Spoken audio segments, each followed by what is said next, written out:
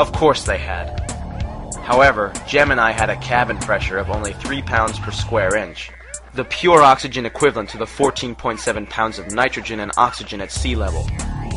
All previous aviation flash fires had been only slightly higher than Gemini's cabin pressure.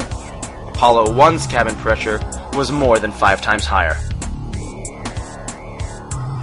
NASA was aware of the dangers, but they went ahead and sealed 3 of their astronauts inside a highly volatile capsule that had already been packed full of combustible and highly toxic materials, most of which were untested and had not been given their seal of approval before they were installed.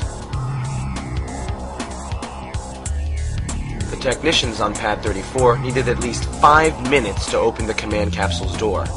The astronauts had a mere 15 seconds before the fire consumed their cabin. Fire! We have fire, Captain! Additionally, in 1999, when Grissom's son, Scott, was granted access to his father's spacecraft, he uncovered evidence that a metal plate had been shoved behind the dashboard to deliberately trigger a spark.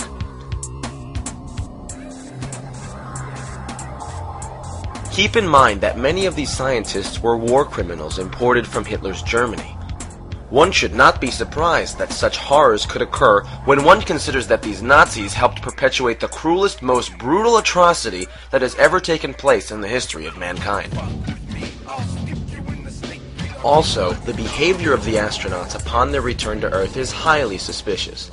Armstrong, Collins, and Aldrin were made to sit and brief the press for nearly an hour and a half. At times, all 3 men exhibited a type of disinterest or absconding emotion, not to mention outright lying. The most obvious error was in an answer given by Collins. The astronauts were asked if they could see stars from the surface of the moon. Armstrong answered, "I don't recall." Then Collins, in an attempt to cover for Neil's mistake, and remembering his equal communal experience of sharing the capsule in Earth orbit for 8 days with his crewmates, blurted out, "I don't remember seeing any."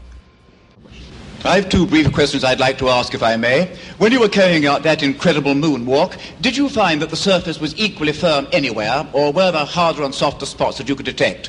And secondly, when you looked up at the sky, could you actually see the stars and the solar corona in spite of the glare? The first part of your question, the surface did vary in its thickness of penetration. One must be quite cautious in moving around in this rough terrain. We were never able to see stars from the lunar surface or on the daylight side of the moon by eye without looking through the optics.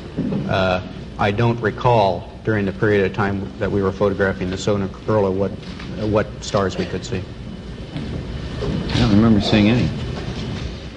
We were never able to see stars from the lunar surface or on the daylight side of the moon by eye without looking through the optics. I don't recall during the period of time that we were photographing the solar corona what stars we could see. I don't remember seeing any. Neil, transcripts published later attributed his remark to Aldrin, who was supposed to have been there on the surface. This was done, no doubt, to throw off most, who had only had an altered transcript and not a film copy of the entire press conference. We know there's a lot of scientists from a number of countries standing by to see the lunar samples, and we thought you'd be interested in seeing that they really are here. What about the moon rocks, the laser reflector discs, and the photographs of the astronauts on the moon? The Apollo samples are not rocks gathered during moonwalks. They are, in fact, meteorites that were specifically gathered on Earth by von Braun himself before the moon landing ever took place.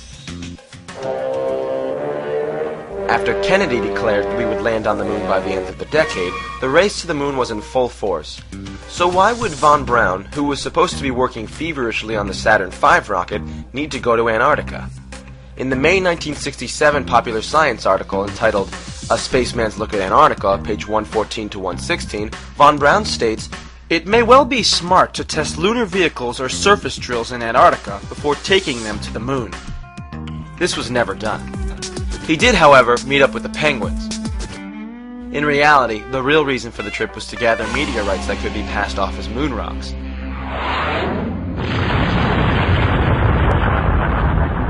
Some meteorites that actually originated from the moon can be found on Earth, as they can be expelled from the moon during meteor crashes. After von Braun found them, the outer surfaces were probably blasted with an abrasive in a ceramics lab to hide the fact that they had fallen through the Earth's atmosphere. After the conclusion of the Apollo missions, some Apollo astronauts made money by taking tourists down to Antarctica to gather meteorites. Due to the contrast with the landscape, meteorites are easier to spot there.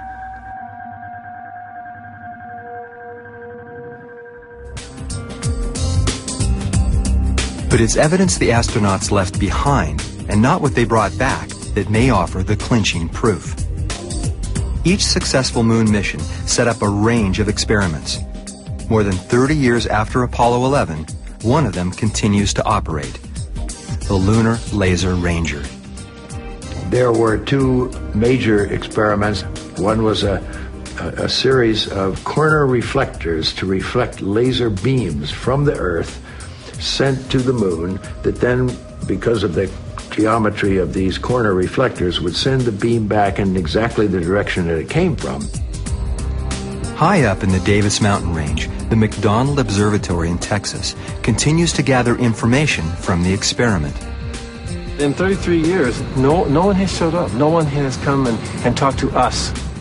Jerry Wyatt would welcome a visit from the conspiracy theorists. Since 1969, his team has been firing a laser beam at the experiment an average of 240 times a year. And of course, at Apollo 11 site is where the United States placed its first lunar retro package. So we fire laser at this spot and three others on the moon. Now he's turned the laser on. In a few seconds, you'll see the splash. The laser hits the reflector on the moon's surface and bounces back as a series of pulses invisible to the human eye. By measuring the time it takes for each laser pulse to return, scientists gather key information about the Earth's position in the solar system.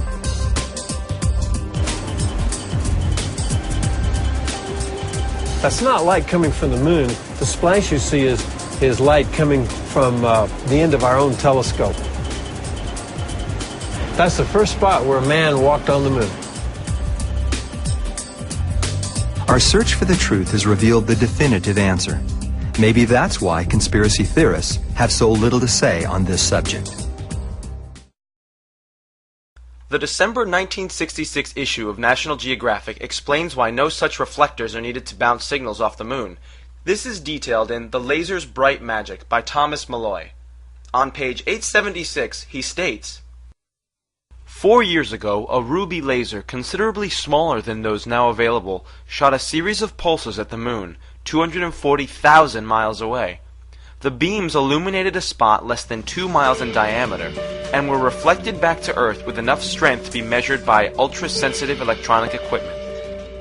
It should also be noted that many types of signals can be bounced off the moon, even without such reflectors. In the 1950s, moon bounce was used to communicate around the curvature of the Earth. That is, if you were in the military and wanted to talk to someone in Hawaii from California, you would bounce your conversation off of the moon.